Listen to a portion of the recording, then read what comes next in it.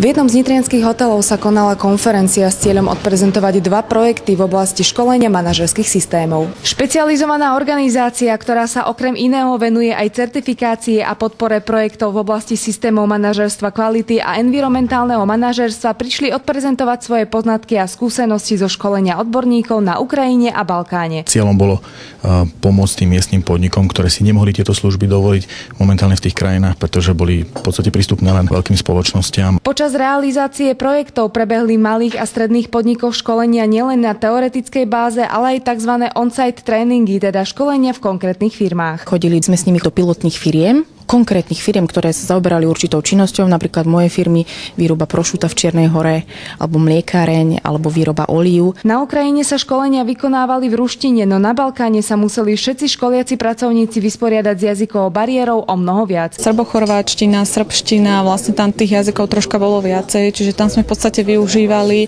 ľudí na ten preklad, takže o toto bolo trošku aj náročnejšie, aj zdĺhavejšie. S výsledkami projektov je vedenie organizácie spokojné, o čom svedčí aj fakt, že na Ukrajine sa ku koncu školenia stala z jednej expertky certifikačná auditorka pre systém kvality a systém environmentálneho manažerstva. Čo sa týka Čiernej Hory, tak rovnako viem, že sa tam profesionálne začali podnikať v tejto oblasti. Vedenie spoločnosti verí, že tak ako v prípade predchádzajúcich projektov v Kazachstane či Uzbekistane sa potenciál manažerských systémov bude rozvíjať v Macedónsku, Čiernej Hore, Ukrajine či Bosne a Hercegovine. Nie len to, že teda budú mať nejaký certifikát a presadia sa na zahraničných trhoch, ale aj to, že si kvázi v úvodzovkách upracujú doma, vlastne vo vlastnej kuchyni. Iveta Sabolová, televízia Nitrička.